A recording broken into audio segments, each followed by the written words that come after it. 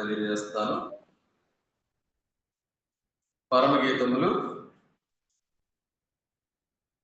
గత వారం ఏ వచ్చినా చెప్పానే అక్కడే పెట్టుకున్నాను.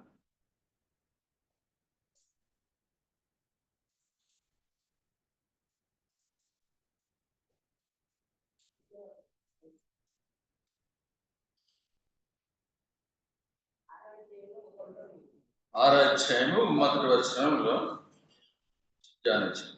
ఇప్పుడు ఆరో అధ్యాయము 2వ వచనాన్ని 3వ వచనాన్ని కలిసి చదువు. ఆరో అధ్యాయము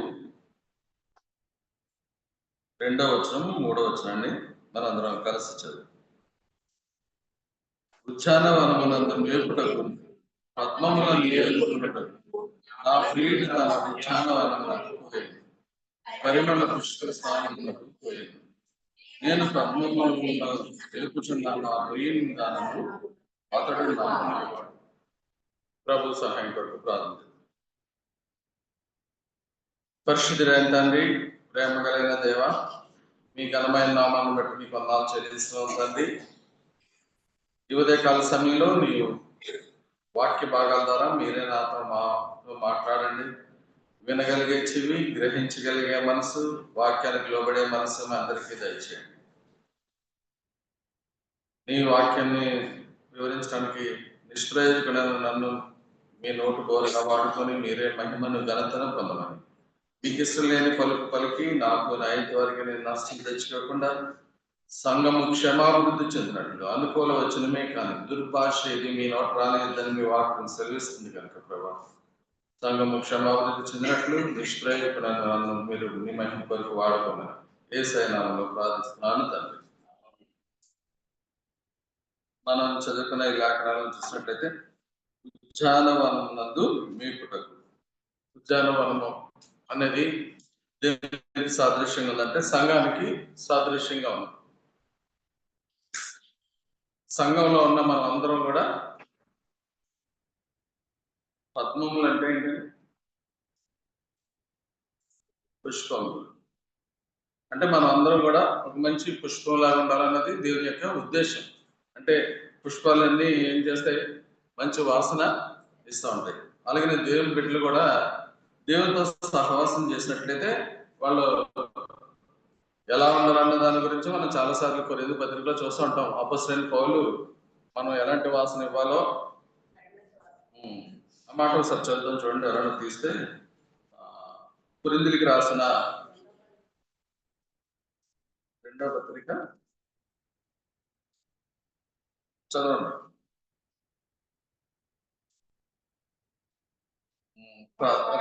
2వ అధ్యాయము 12 నుంచి 13 నుంచి చదవండి.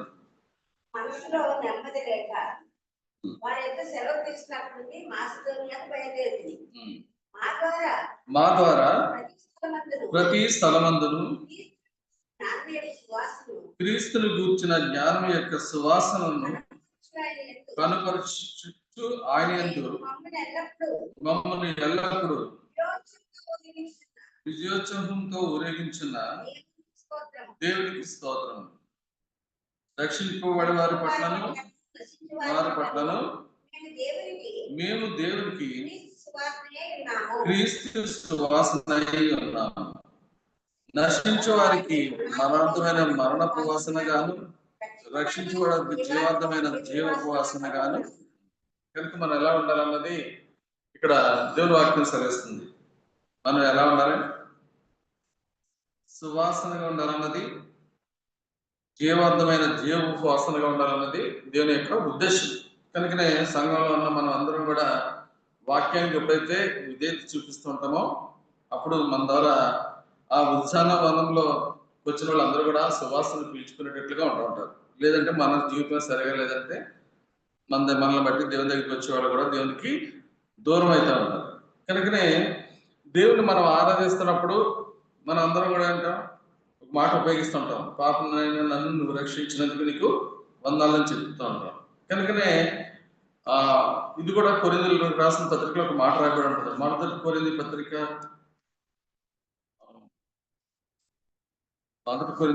14వ అధ్యాయము 24 నుంచి చూడండి. అయితే అందరూ ప్రవచించుండగా అవిశ్వాసి అయినను ఉపదేశం పొందని వాడైనను లోపలికి వచ్చిన ఎడల అందరి బాధ వలన తాను పాపనని గ్రహించి అందరి వలన విమర్శింపబడను. అప్పుడు అతని హృదయ రహస్యములు బయలుపడను. ఇందువలన దేవుడు నిజముగా మీలో ఉన్నాడని ప్రచురము చేయొచ్చు. అతడు సాగిలపడి దేవునికి నమస్కారం చేయాలి. కనుక ఎప్పుడో వాక్యం విన్న వ్యక్తి లోనికి వచ్చాడనుకోండి మందిరంలోకి, మనం అందరం పాపులం అని చెప్పి, పాపనైన నన్ను నువ్వు రక్షించావు ప్రభా అని చెప్పి మనం ఎప్పుడైతే దేవునికి వందనాలు చెప్తూ ఉంటామో, అప్పుడు అతని హృదయంలో ఉన్న పాపం కూడా అతనికి దేవుడు ఏం చేస్తాడు? బయలుపరుస్తాడు. బయలుపరిచినప్పుడు అతడు కూడా ఏం చేస్తాడు? తన పాపనని గ్రహించి నిజంగా దేవుడు మనలో ఉన్నాడని చెప్పి గ్రహించగలుగుతాడు. కనుక ఇక్కడ సువాసన అనేది అలాగే వెళ్తూ ఉండాలి. ఉద్యానవనము వేసుకున్న వాళ్ళు ఏం చేస్తుంటారు? తోట వేసుకున్న వాళ్ళు ఏం చేస్తుంటారు? పొద్దున్న లేచిన తర్వాత అందులోకి వెళ్ళి చూసుకుంటారా లేదా? చూసుకుంటూ ఉంటారు. మొక్కలు ఏమి వచ్చినాయి, ఎలా పెరుగుతున్నాయి, అన్ని కూడా చూసుకుంటూ ఉంటారు. కనుకనే దేవుడు కూడా ప్రారంభంలో తోట వేశాడు. తోట వేసి అందులో ఎవరు పెట్టారు? వాళ్ళని పెట్టారు. చూడండి, ఇక్కడ మనం చూసినట్లయితే ఆది కాండము 3వ అధ్యాయంలో మనం చూసినట్లయితే 8వ వచనం కానీ చూడండి.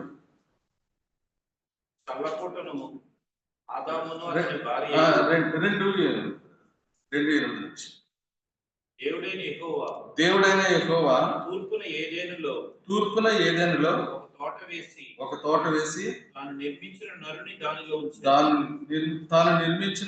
దానిలో ఉంచెను. మరియు దేవుడైన యెహోవా చూచుటకు రమ్యమైనది ఆహారమునకు మంచిదినైనా ప్రతి వృక్షమును ఆ తోట మధ్యను జీవవృక్షమును మంచి చెడ్డల తెలివినిచ్చు జీవవృక్షమును నేల నుండి మొలిపించింది. మరియు ఆ తోటను తడుపుటకు ఏదేనులో నుండి ఒక నది బయలుదేరి అక్కడ నుండి చీలిపోయి 4 శాఖలాయను. మొదటి దాని పేరు పీషోను. అది హవీలా దేశం అంతటి చుట్టూ పారుచున్నది. అక్కడ బంగారం ఉన్నది. ఆ దేశపు బంగారము శ్రేష్టమైనది. అక్కడ బోళమును గోమేధికమును దొరికింది. రెండవ నది పేరు గీహోను. అది కూషు దేశం అంతటి చుట్టూ పారుచున్నది. మూడవ నది పేరు హిద్దెకేలు. అది అష్షూరు తూర్పు వైపున పారుచున్నది. నాలుగవ నది యూఫ్రటీసు. మరియు దేవుడైన యెహోవా నరుని తీసుకుని ఏదేను తోటను సేద్యపరచుటకును దాని కాచుటకును దానిలో ఉంచెను. ఇవన్నీ చదివిస్తున్నానంటే, తోటను వేసిన వ్యక్తి ఆ తోటను కాయడానికి కూడా ఒక పని వాళ్ళని పెట్టినట్టుగా మనం చూస్తున్నాం. ఆ తోటను తడపడానికి ఈ పనివాడు ఏమైనా కష్టపడుతున్నాడండి? ఏం కష్టపడలేదు. దేవుడే నదుల ద్వారా నీళ్ళు అక్కడికి వెళ్ళి కనిపెట్టేట్లుగా అన్ని ఆయనే చేస్తాడు. చేసి అందులో పెట్టి ఆయన ఏం చెప్పాడంటే, ఒక మాట మాత్రమే చెప్తున్నాడు. ఇప్పుడు 17వ వచనంలో ఏముందండి? అయితే నీవు ఈ తోటలో ఉన్న ప్రతి వృక్ష ఫలములను నీవు నిరభ్యంతరముగా తినవచ్చును. అయితే మంచి చెడ్డల తెలివినిచ్చు వృక్ష ఫలములను తినకూడదు. నీవు వాటి తినుదినమున నిశ్చయముగా చచ్చెదవని నరునికి ఆజ్ఞాపించాడు. చూడండి, ఇక్కడ తోట వేసి తోటలో ఉన్న అన్ని ఫలాలు నువ్వు తినొచ్చు. డబ్బులు ఇవ్వాల్సిన పని ఏం చేయట్లేదు. ఉచితంగా ఇవన్నీ నువ్వు తిని ఉండమని చెప్తే సాతాను ఏం చేస్తాడంటే, మనుషుడు దేవుడు ఏదైతే చెప్తాడో దాన్ని చేయకుండా మనుషుల్ని ఆటంకపరుస్తూ ఉంటాడు. కనుక ఇక్కడ మనం చూసినట్లయితే దేవుడు తోట వేశాడు. ఆ తోట చెట్టు పళ్ళు అన్ని కూడా నువ్వు తినాలని చెప్పాడు, అందులో సంతోషంగా ఉండమని చెప్పాడు. కానీ సాతాను ఏం చేస్తాడంటే మనం ఏదైతే చేయకూడదన్నదాన్నే మనతో చేయించి ఏం చేస్తూ ఉంటాడు, పాపం చేయిస్తూ ఉంటాడు. కనుకనే అలాగా ఆదాము అవ్వల్ని దేవుని వాక్యానికి లోపడకుండా సాతాను ఏం చేస్తున్నాడు అంటే దేవుడు చెప్పిన దాన్ని వాళ్ళ ద్వారా చేయకుండా ఆటంకపరిచాడు. కనుకనే ఇక్కడ మనం చూస్తుంటాం, అప్పుడు దేవుడు ఏం చేశాడంటే ఏ తోటలో పెట్టాడో ఆ తోటలోంచి అది బయటికి పంపేసినట్టుగా మనం 3:23 చూస్తాం. చూడండి. దేవుడైన యెహోవా అతడు ఏ నేల నుండి తీయబడినో దాన్ని సేద్యపరచుటకు ఏదేను తోటలో నుండి అతన్ని పంపివేశాడు. చూసినట్లయితే ఇక్కడ తోటలో పెట్టిన ఆయన ఇప్పుడు ఏం చేస్తాడు, తోటలో నుంచి బయటికి పంపేస్తున్నాడు. అదేనండి, దేవుడు మనల్ని ఏం చేస్తాడంటే ఒక వనములో, దేవుని వనములో మనల్ని పెంచుతున్నాడు. ఆ వనంలో వాక్యం వింటున్నప్పుడు మనం ఆ తోట మాట మనం వినకపోయినప్పుడు దేవుడు కూడా మనల్ని ఏం చేస్తాడంటే మనకి ఆశీర్వాదంగా ఉండవలసిన మనం అనుభవించకుండా వాటి నుంచి మనల్ని పంపివేస్తూ ఉంటాడు. కనుకనే చాలా మందికి ఆశీర్వాదం పోగొట్టుకున్న గల కారణం ఏంటంటే దేవుని వాక్యానికి మనం లోబడకుండా ఉండడాన్ని బట్టి ఆశీర్వాదాలని పోగొట్టుకుంటూ ఉంటాం. కనుకనే ఎప్పుడైతే దేవుడు ఏదైనా వనం నుంచి మనిషిని బయటకు పంపేశాడో అప్పటి నుంచి ఆ భూమి ఏమైపోయిందంటే శపించబడింది. కనుకనే దేవుడు వాక్యంలో మనం చూస్తుంటాం, భూమిని దేవుడు తప్పు చేస్తే ఎవరిని శపించాడు? చూడండి, ఇక్కడ మనం చూసినట్లయితే 17వ వచనం చదవండి. 3:17 ఆయన ఆదాముతో నీవు భార్య మాట విని తినవద్దని నేను నీకు ఆజ్ఞాపించిన వృక్ష ఫలములు తింటివి కనుక నీ నిమిత్తము నేల శపింపబడింది. కనుక దేవుడు ఎవరిని కూడా శపించడు. అర్థమైందండి? దేవుడు ఎప్పుడు కూడా మనుషులు తప్పు చేసినా కూడా మనిషిని ఎప్పుడు కూడా శపించడు. కనుక మనకంటే కూడా ఇప్పుడు శాపాలు అనేవి రాదు. ఒక్కసారి దేవుడు ఈ మాట పలికినందుకే ఆయన చాలా బాధపడుతున్నాడు. చూడండి, 8వ అధ్యాయం, నేను మరలా ఇంక భూమిని శపించనని చెప్తున్నాడు ఆయన. 21వ వచనం కానీ చూడండి. అప్పుడు యెహోవా ఇంపైన సువాసన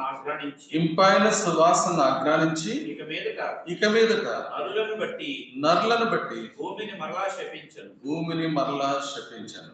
చూసారండి, దేవుడి యొక్క ఎంత మంచి మనసు ఏంటంటే ఒక్కసారి భూమిని శపించినప్పుడే ఆ భూమి సరైన ఫలాలు ఇవ్వకపోవడం చూసి ఆ మనిషి ఎంత చెమట వచ్చి వాటిని పండిస్తున్నాడో చూసి దేవుడు ఎంతగానో తన మనసులో నొచ్చుకుని ఏమంటాడు, ఇక మీదట నరులను బట్టి భూమిని మరలా శపించాను. కనుక దేవుని బిడ్డలమైన మనము దేవుని వాక్యం వింటున్నప్పుడు ఆ వాక్యానికి మనం లోబడకపోవడం వల్లనే శాపాన్ని మనం తెచ్చుకుంటూ ఉంటాం. కనుకనే దేవుని వాక్యం సెలవిస్తుంది, ఎవడైనాను ప్రభువును ప్రేమించుకుంటే వాడు శపింపబడును గాక. 1 కొరింథీయులకు రాసిన పత్రిక చివరి అధ్యాయం చూడండి. పౌలు గారు చెప్తున్న మాటలు మనం చూసినట్లయితే చదవండి. ఎవడైనాను ప్రభువును ప్రేమింపుకుంటే వాడు శపింపబడను. దేవుడు ఎవరిని శపించడు, దేవుడు ఎవరిని భయపెట్టడు. కానీ దేవుని వాక్యాన్ని మనం ప్రేమించకపోతే దానివల్లనే మనకి శాపం అనేది వస్తుంది. కనుక దేవుని వాక్యం ఏంటన్నా మనము ఈ వాక్యాన్ని మనం ప్రేమించినట్లయితే దేవుడు మనల్ని ఎందుకు ఏదైనా తోట వేసి నరుని అందులో పెట్టాడు చెప్పండి? దాంట్లో తనని ఆదరించాలని. అర్థమైందండి? ఒక తోటలో మనుషులు పెట్టారంటే ఆ తోటలో అన్ని నువ్వు తిను, నువ్వు నన్ను నా మాటలకు విని నాకు లోబడితే చాలు నువ్వు అని చెప్పి ఆశపడుతున్నాడు. నేను ఒక తోట ఈ భూమి మీద కూడా ఇప్పుడు కూడా ఒక రాజు గారు, నేను ఒక పరిచర్యకి వెళ్తాను చోటకి, మారడేబాక అని. అక్కడ ఎక్కువ మంది చౌదరీస్ ఉంటారు. ఆ చౌదరీస్ మధ్యలో ఒక రాజు గారు ఒక ఆయన ఉన్నారు, చాలా ధనవంతుడైన. అయితే ఆ రాజుగారికి చాలా ఆస్తి ఉంది. ఎక్కడ ఉంది ఆయనకి ఆస్తి ఎక్కడ ఉన్నాయో కూడా తెలియదు అంట చాలా సార్లు. అయితే అందులో ఒక పనివాడిని పెట్టాడు. ఆ పనివాడు ఎవరంటే యేసుప్రభువుని నమ్ముకున్నాడు ఒక ఆయన. ఆయనకి ఆ తోట అంతా చెప్పి ఏం చెప్పాడంట, నేను సంవత్సరానికి ఒకసారి మాత్రం ఇక్కడికి వస్తాను, ఈ తోటలో ఉన్నాయన్నీ నువ్వు అనుభవించు, నాకు సంవత్సరానికి సరిపడే కొబ్బరి నూనె పట్టుకురా, కొబ్బరికాయలు పట్టుకురా అని చెప్పాడు. ఇప్పటికీ కూడా ఆ విశ్వాసం అనిపిస్తున్నాడు. అది ఎంత మంచోడు అంటే అతను చాలా మంచోడు అండి. తన దగ్గరికి వెళ్ళిన వాళ్ళందరికీ ఎప్పుడు కూడా ఎంతమంది వెళ్తే అంతమందికి వాళ్ళ ఇంట్లోనే ఆహారం వండి పెడతారు. ఎందుకు ఈ విషయం చెప్తానంటే తనకి అసలు ఏమీ లేదు, ఆస్తి ఏమీ లేదు, చాలా పేదోడు ఆయన. ఇప్పటికీ ఆ తోటలోనే ఉంటాడు, ఆ తోటలో ఉన్నాయన్నీ అనుభవిస్తున్నాడు. అతని పట్ల ఎంతో కృతజ్ఞతతోటి జీవిస్తూ ఉంటాడు. కనుకనే మనం కూడా ఎలా జీవించాలన్నది దేవుని యొక్క ఉద్దేశం ఏంటంటే, మనల్ని ఆదరించడానికి దేవుడు ఏం చేస్తాడు, తోట వేసి ఆ తోటలో ఉన్నాయన్నీ మనల్ని అనుభవించమని పెట్టి అందులో పెట్టాడు. మనం అందులో ఉండి మనం ఏం చేయాలంటే, దేవుడు చేసిన మేలుని ఉపకారాలను అనుభవిస్తూ దేవునికి ఎల్లప్పుడూ కృతజ్ఞతాస్తుతులు చెల్లించాలి. ఇక్కడ చూసినట్లయితే ఈ తోటలోంచి మరి పంపేసిన తర్వాత నేల ఏమైందండి, శపించబడింది. శపించబడిన తర్వాత కొద్ది రోజులకి మరి మరలా అబ్రహాము తర్వాత లోతు వీళ్ళిద్దరూ దేవుడు అబ్రహాం తోటి ఏం చెప్పాడు, 12వ అధ్యాయం 1వ వచనంలో, యెహోవా నీవు లేచి నీ దేశం నుండి, నీ బంధువుల యొద్ద నుండి, నీ తండ్రి ఇంటి నుండి బయలుదేరి నేను చూపించు దేశమునకు వెళ్ళు, నిన్ను గొప్ప జనముగా చేసి నిన్ను ఆశీర్వదించి నీ నామమును నీవు ఆశీర్వదింపబడదు, నిన్ను ఆశీర్వదించి వారిని ఆశీర్వదించదు, నిన్ను దూషించే వారిని శపించదు. ఈ మాటలు జాగ్రత్తగా గమనించు. నిన్ను ఆశీర్వదించే వారిని ఆశీర్వదించదను, నిన్ను దూషించే వారిని శపించదు. నువ్వు శపించిన వారిని నేను శపించానంటే మనకి ఇష్టంగా ఉంటుంది కదా. మనకి ఏది ఇష్టం అండి? నువ్వెవరైనా శపిస్తే వాళ్ళు శపించబడతారంటే బాగుంటుంది. కానీ అలాగంటే దేవుడు నిన్ను ఎవరైనా దూషించి వాళ్ళని నేను శపిస్తాను, అంతేకాని శపించే పని నీది కాదు. అర్థమైందండి? అయితే దేవుడు ఏం చెప్పాడు, అబ్రహాం పిలిచినప్పుడు నీ బంధువుల నుంచి అందరినీ విడిచిపెట్టి రమ్మంటే ఈయన ఏం చేశాడు, లోతుని వెంట పెట్టుకుని వచ్చాడు. లోతుని వెంట పెట్టుకుని వస్తే దేవుడు ఏం చేశాడంటే ఏం చేయలేదు, రానిచ్చాడు. రానిచ్చిన తర్వాత ఇద్దరికే వచ్చిందని గొడవలు వచ్చింది. అప్పుడు వాళ్ళిద్దరు ఏమైపోయారండి, మనం బంధువులు కనుక మన ఇద్దరి మధ్య కలహం ఉండకూడదు కనుక నువ్వు తూర్పు తట్టుకెళ్తే నేను పడమట తట్టుకి ఇలా వెళ్దామని చెప్పి నిర్ణయం చేస్తుంటే లోతు ఏం చేశాడంటే తనకి ఇష్టమైనవి చూడండి, ఇక్కడ రాస్తుంటాడు 13వ అధ్యాయం 10వ వచనం. లోతు తన కనులెత్తి యొర్దాను ప్రాంతం అంతటినీ చూచాను, యెహోవా సొదొమ గొమొర్రా పట్టణములను నాశనం చేయక మునుపు సోయర్కు వచ్చే వరకు అదంతయు యెహోవా తోట వలెను ఐగుప్తు దేశం వలెను నీళ్లు పారు దేశమై ఉండేది. కాబట్టి లోతు తనకు యొర్దాను ప్రాంతమంతని ఏర్పరచుకుని తూర్పుగా ప్రయాణం చేసింది. అట్లు వారు ఒకరికి చూడండి, వేరైపోయిన తర్వాత మరలా దేవుడు ప్రత్యక్షం అవుతున్నాడు. ఎవరికి? అబ్రాహాముకు ప్రత్యక్షమై ఏం చెప్తున్నాడు చూడండి, 14వ వచనం. లోతు అబ్రాహామును విడిచిపోయిన తర్వాత యెహోవా ఇదిగో నీవు కన్నులెత్తి నువ్వు ఉన్న చోట నుండి ఉత్తరపు తట్టు, దక్షిణపు తట్టు, తూర్పు తట్టు, పరమట తట్టును చూడుము.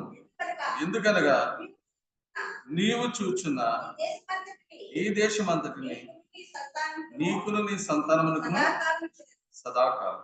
చూడండి, ఎందుకు ఇవన్నీ చదివిస్తానంటే లోతు ఏం చేశాడంట, లోతు తన కన్నులెత్తి యొర్దాను ప్రాంతం అంతటిని చూచాను, యెహోవా సొదొమ గొమొర్రా అను పట్టణములను నాశనం చేయకమునుపు షోయర్కు వచ్చే వరకు అదంతయు యెహోవా తోట వలెను ఐగుప్తు దేశం వలెను నీటి పాలు దేశమై. కనుక ఈ ప్రాంతాన్ని ఎంచుకున్నాడు. ఇప్పుడు అబ్రహాం దగ్గరికి వచ్చేటప్పటికి దేవుడు చెప్తున్నాడు నీ కన్నులు ఎత్తి చూడమంటాడు. అంటే దేవుడు చూడమంటే చూశాడు కానీ తనకి ఇష్టం వచ్చినట్టుగా చూడలేదు. అర్థమైందండి? దేవుడికి మాటకి స్వరానికి లోబడే వాళ్ళు ఎప్పుడు కూడా ఎలా ఉంటారంటే వాళ్ళకి ఏది నష్టం వచ్చినా కూడా నష్టం వచ్చిన దాన్ని తీసుకుంటారు. కనుకనే నష్టం వచ్చిన దాన్ని తీసుకున్నాడు ఎవరు? అబ్రాహాము. కనుకనే అలాంటి స్థలాల్ని దేవుడు ఆశీర్వదిస్తూ ఉంటాడు. అంటే దేవుడు ఏ స్థలంలో ఉంటాడు అంటే మనకి అర్థం అవడానికి ఇప్పుడు ఈ వాక్య భాగాలన్నీ చదువుతున్నాం మనం. యెషయా గ్రంథము 51వ అధ్యాయంలోనికి రండి. యెషయా గ్రంథము 51వ అధ్యాయం మొదటి నుంచి చదువుతాం, అర్థమవుతుంది. నీతిని అనుసరించుచు యెహోవాను వెదుకుచు ఉండువారులారా నా మాట వినండి. మీరు ఏ బండ నుండి చెక్కబడతారో దాన్ని ఆలోచించు. మీరు ఏ గుంట నుండి త్రవ్వబడతారో దాన్ని ఆలోచించండి.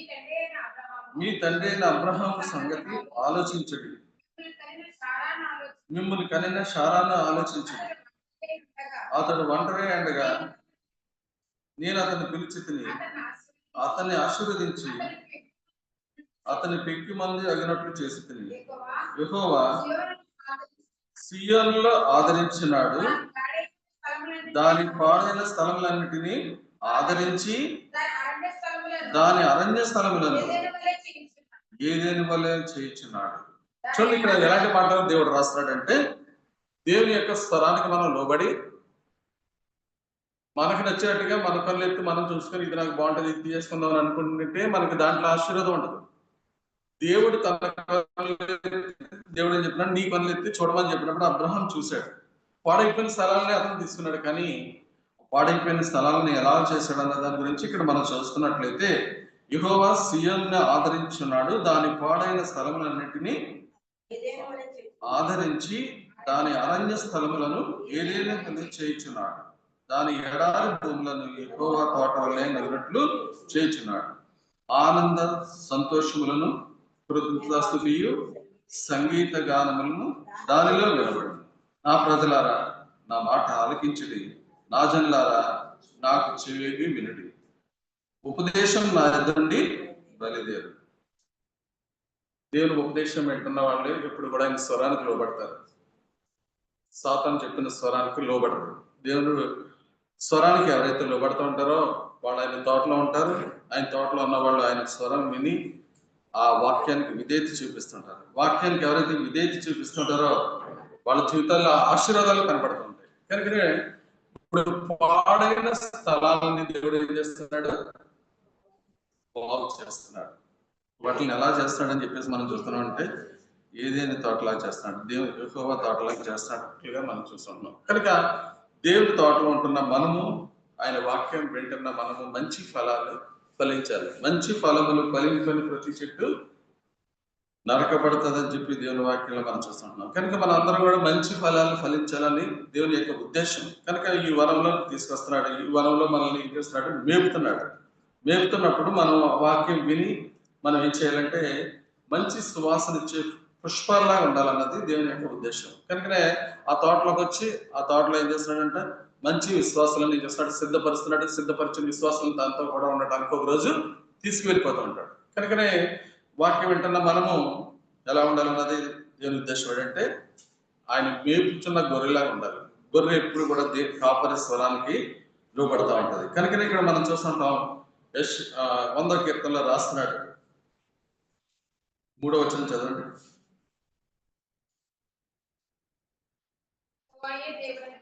యెహోవాయే దేవుడని తెలుసుకొనుడి, ఆయనే మనలను పుట్టించెను, మనము ఆయన వారము, మనము ఆయన ప్రజలము, ఆయన మేపు గొర్రెలము.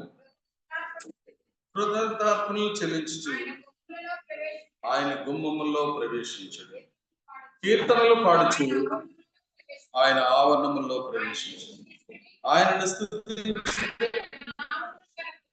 ఆయన నామమును గణపరచు. కనుక దేవుడి నామాన్ని గణపరిచే వాళ్ళు ఎలా ఉంటారంటే వాక్యాన్ని మనం చూస్తుంటున్నాం. కలహానికి దూరంగా ఉంటారు.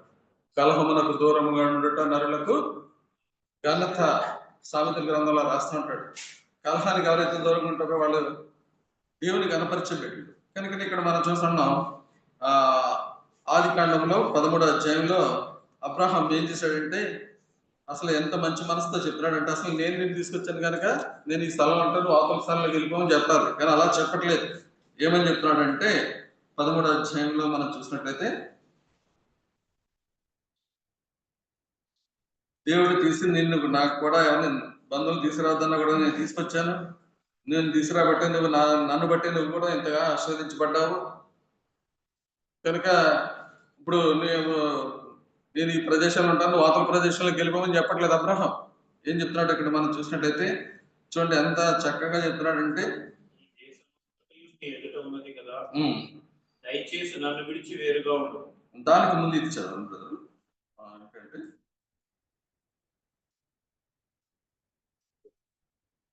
13వ అధ్యాయం మొదటి నుంచి చూడండి బ్రదర్ ఒకసారి. అబ్రాము తనకు కలిగిన సమస్తమును తన భార్యను తనతో కూడా ఉన్న లోతును వెంటబెట్టుకుని ఐగుప్తులో నుండి నెగబునకు వెళ్ళాను. అబ్రాము వెండి బంగారము పశువులు కలిగి బహుధనవంతుడై ఉండేను. అతడు ప్రయాణం చేయొచ్చు దక్షిణము నుండి బేతేలు వరకు, అనగా బేతేలునకును హాయికిని మధ్య తన గుడారము మొదట ఉండిన స్థలం వరకు వెళ్ళి తాను మొదట బలిపీఠమును కట్టిన చోట చేరాను. అక్కడ అబ్రాము యెహోవా నామమున ప్రార్థన చేశాను. అబ్రాముతో కూడా వెళ్ళిన లోతుకును గొర్రెలు గొడ్లు గుడారములు ఉండెను గనుక వారు కలిసి నివసించుటకు ఆ ప్రదేశం చాలకపోయేను. ఎందుకనగా వారి ఆస్తి వారు కలిసి నివసించలేనంత విస్తారమై ఉండేను. అప్పుడు అబ్రాము పశువుల కాపరులకును లోతు పశువుల కాపరులకును కలహము పుట్టెను. ఆ కాలమందు కనానీయులు పెరిజ్జీయులు ఆ దేశంలో కాపురముండిరి. కాబట్టి అబ్రాము మనము బంధువులము గనుక నాకు నీకును నా పశువుల కాపరులకు నీ పశువుల కాపరులకును కలహం ఉండకూడదు. చాలా ఇవన్నీ చదివిస్తున్నారంటే ఇక్కడ ఒక మాట ఉపయోగిస్తున్నాడు. ఏమని ఉపయోగిస్తున్నాడు? అప్పుడు అబ్రాము పశువుల కాపులకును లోతు పశువుల కాపులకు కలహం పుట్టెను. ఆ కాలమందు కనానీయులు పెరిజ్జీయులు ఆ దేశంలో కాపులు. కనుక మనం మధ్య ఎవరున్నారు? కనానీయులు పెరిజ్జీయులు ఉన్నారు. మన ఇద్దరు దెబ్బలాడుకుంటే నిన్ను బట్టి నన్ను బట్టి దేవునామం దూషించబడుతుంది కనుక మనల్ని బట్టి దేవునామం దూషించబడుతుంది. నువ్వు నన్ను బట్టే నాకు కూడా వచ్చావు కనుకనే నీకు కూడా ఇంత ఆస్తి పెరిగింది, నన్ను బట్టే దేవుడు నిన్ను కూడా ఇంత దీవించాడు కనుక నువ్వు ఇక్కడి నుంచి వెళ్ళిపో, నేను ఈ ప్రదేశాల్లో ఉంటాను, నువ్వు ఇంకో ప్రదేశంలోకి వెళ్ళిపోమని చెప్పట్లేదు. కనుక మన ఇద్దరి మధ్య కలహం ఉండకూడదు కనుక ఎక్కడికి వెళ్ళమని చెప్తున్నాడు? నీకు నచ్చిన చోటుకి వెళ్ళమని చెప్పాడు. కనానీయులు పెరిజ్జీయులు అనే మాట ఇంకో చోట ఉపయోగించబడింది. ఎవరని చెప్తారు? అది ఈ మాట ఉపయోగించారు ఒక ఆయన.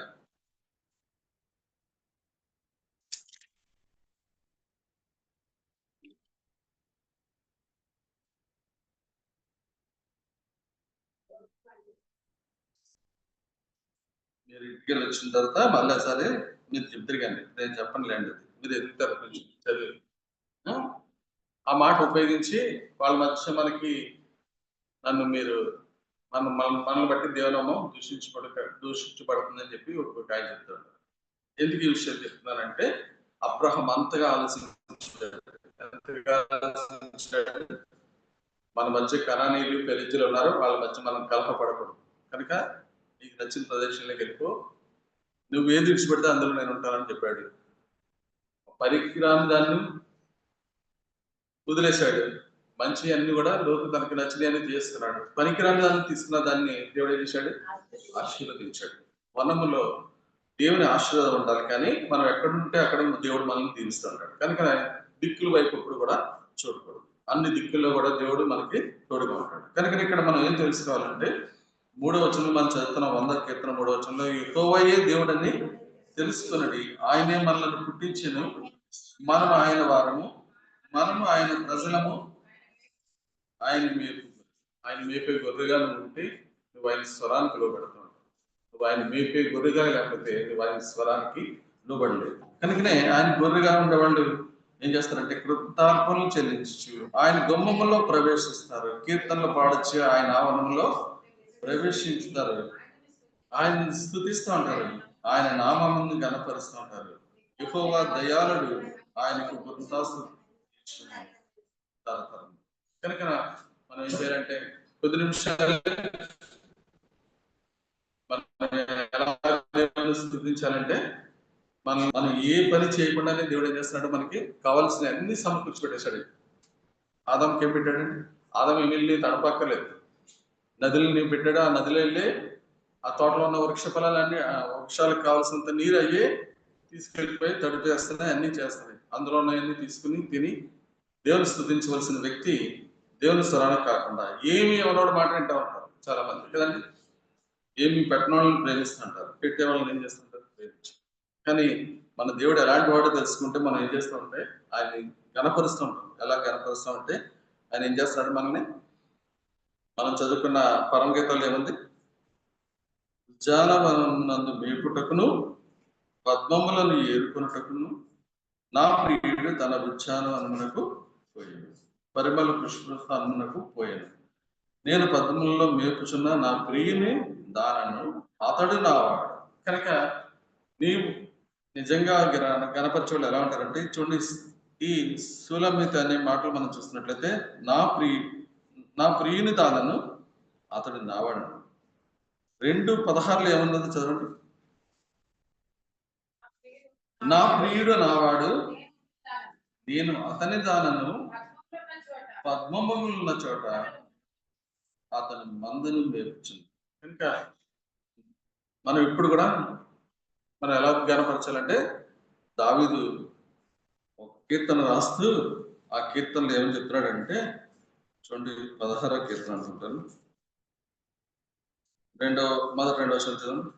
దేవాన్ని శరణుజొచ్చి ఉన్నాను, దేవాన్ని శరణుజొచ్చి ఉన్నాను, నన్ను కాపాడము, నీవే ప్రభుడవు, నీవే ప్రభుడవు, నీకంటే నాకు క్షేమాధారం ఏది లేదని యెహోవాతో నేను మనవి చేయుదును. నేను ఇలాగందును, భూమి మీద ఉన్న భక్తులే శ్రేష్ఠులు, వారు నాకు కేవలం ఇష్టం. చూడండి, భూమి మీద ఉన్న భక్తులే నాకు శ్రేష్ఠులు, వారు నాకు కేవలము ఇష్టలు. మనకి భూమి మీద ఉన్న భక్తులే శ్రేష్ఠులు అన్నమాట. మనం ఏమంటాం, స్నేహితులే శ్రేష్ఠులు లేదా బంధువులే శ్రేష్ఠులు. ఎవరు భక్తుల్ని నిజంగా ఈ దినాల్లో మనం చూసినట్లయితే దేవుని సహవాసంలో మనం ఎదుగుతున్నప్పుడు, దేవుని వాక్యం వింటున్నప్పుడు మనం ఇప్పుడు ఎవరిని ఎక్కువ ప్రేమిస్తామండి? విశ్వాసాలనే ప్రేమిస్తాం. నాకైతే నేను నా బంధువుల కన్నా స్నేహితుల కన్నా ఎక్కువగా నేను విశ్వాసాలతోటే ఉంటాను. నాకు ఏదైనా కష్టం వచ్చినా, శ్రమ వచ్చినా, బాధ వచ్చినా ఎవరికి చెప్పుకుంటానంటే వాళ్ళతో చెప్పుకుంటాను. బంధువులతో ఎప్పుడు చెప్పండి. ఎందుకంటే వాళ్ళలో కొంతమందికి దేవుడు తెలియదు, వాళ్ళకి చెప్పకపోయినా దేవుని బిడ్డలకు మనం చెప్పుకుంటాం. కనుక ఇక్కడ ఏమన్నా, నీవే ప్రభుడవు, నీకంటే నాకు క్షమాధారం ఏదీ లేదని యెహోవాతో నేను మనవి చేయదును. నేను ఎలాగందును, భూమి మీద ఉన్న భక్తులే శ్రేష్ఠులు, వారు నాకు కేవలము ఇష్టలు. కనుక మనము కొద్ది నిమిషాలతో దేవుని ఆరాధించాలి. ఎలాగ ఆరాధించాలంటే, మన దేవుడు మనల్ని ప్రేమించి మనల్ని ఎలాంటి స్థితిలో పెట్టాడో, ఆ స్థితిలో నుంచి పడిపోయినా కూడా మరలా ఆ భూమిని ఎలాగ దేవుడు ఆదరిస్తున్నాడో చూస్తున్నాం. ఒక్కసారి శపించినందుకే ఆయన చాలా బాధపడి మరలా ఒకసారి చెప్తున్నాడు, నేను మరలా ఇప్పుడు భూమిని శపించను అని చెప్తున్నాడు. కానీ శాపం అనేది ఎలా వస్తుంది? మనం ఆయన వాక్యాన్ని ప్రేమించుకోవడం వల్లనే మనకి శాపం. కనుక దేవుని వాక్యాన్ని ప్రేమించే వాళ్ళు ఎప్పుడు కూడా దేవుని వాక్యానికి లోబడతా ఉంటారు. లోబడే వాళ్ళని దేవుడు ఎప్పుడు కూడా ఏం చేస్తాడంటే ఆశీర్వదిస్తూ ఉంటాడు. ఎలాగ ఆశీర్వదిస్తాడో మనం చూస్తున్నాం. పనికిరాని స్థలాలను తీసుకున్న అబ్రహాము స్థలాలని దేవుడు ఏం చేశాడంట? ఆశీర్వదించాడని చెప్పి మనం చదువుకున్నాం.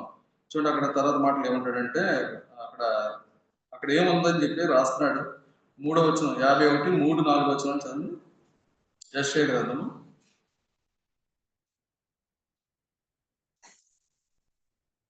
యెహోవా సీయోనును ఆదరించుచున్నాడు, దాని పాడైన స్థలములన్నిటిని ఆదరించి, దాని అరణ్య స్థలములను ఏదేని వలె చేయుచున్నాడు. దాని ఎడారి భూములు యెహోవా తోట వలె నగునట్లు చేయుచున్నాడు. ఆనంద సంతోషములను కృతజ్ఞతాస్తుతి సంగీత గానము దానిలో వినబడును. నా ప్రజలారా నా మాట ఆలకించుడి, నా జనులారా నాకు చెవియొగ్గి వినుడి. ఉపదేశం నా యొద్ద నుండి బయలుదేరును, జనములకు వెలుగు కలిగినట్లుగా నా విధిని నియమింతును. నేను ఏర్పరచు నా నీతి నేను ఏర్పరిచిన నా నీతి సమీపముగా ఉన్నది. నేను కలుగజేయ రక్షణ బయలుదేరుచున్నది. కనుక దేవుడు ఇచ్చిన రక్షణ పొందిన మనం ప్రతి ఒక్కరూ కూడా దేవుని చేయాలి, కృతజ్ఞతాస్తుతులు చెల్లించండి. మేలు పొంది కూడా చాలా మంది కృతజ్ఞతాస్తుతులు చెల్లించట్లేదు కదండి. నోరు ఇప్పడానికి సిగ్గుపడతా ఉంటారు. రక్షించబడిన ప్రతి బిడ్డ దగ్గర నుంచి దేవుడు ఆశించేది ఏంటంటే నీ స్వరం నాకు వినబడాలి, నీ ముఖం నాకు. దేవుని ఇంట్లో ఏం కనపడాలంటే పరమగీతంలో మనం చూస్తూ ఉంటాం. ఈ మాట చదువుకుని మనం ప్రభుని ఆరాధించుకున్నాం. చూడండి, అది ఎక్కడ ఉంటుందండి?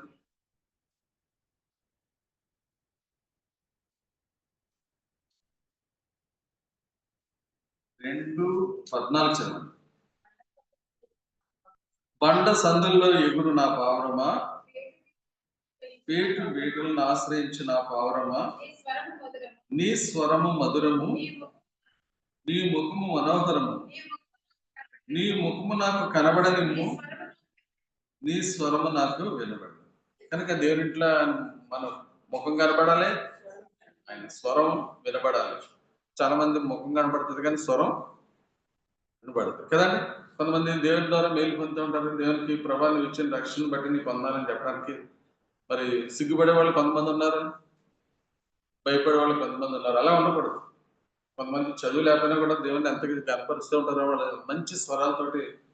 నేను ఒక ఏజెన్సీలో కిమ్మూర్ అని ఒక ఊరికి వెళ్ళాను. అక్కడ వాళ్ళు పెద్ద ఏం చదువుకోలేదు కానీ వాళ్ళు ఆరాధిస్తారు. వాక్యం చెప్తే ఆ వాక్యాన్ని అంతటిని బట్టి చక్కగా ఆరాధిస్తారు. వాళ్ళు చదువు లేకపోయినా కూడా.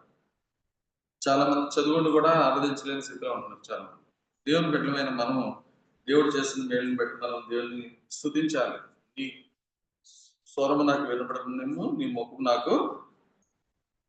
కనుక మనం కొద్ది నిమిషాలు దేవుని స్తుతించడానికి పరిశుద్ధాత్మ దేవుడు సహాయం చేయదు కాక. రాజశేఖరం నుంచి 2 చంద్రులు పడతారు. తర్వాత మరి సండే స్కూల్ ఫ్రెండ్లు ఎవరు లేరు కనుక సండే స్కూల్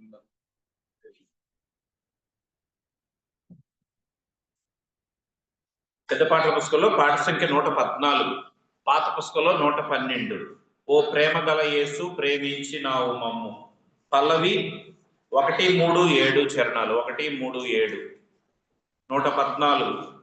ఓ ప్రేమ గల యేసు ప్రేమించినావు మమ్ము, స్మరించుచు స్తుతింతు రక్షణనిచ్చినావు. ఓ ప్రేమ గల యేసు ప్రేమించినావు మమ్ము, స్మరించుచు స్తుతింతు రక్షణనిచ్చినావు. అద్భుత యాగమందు అందరికై బలి అద్భుత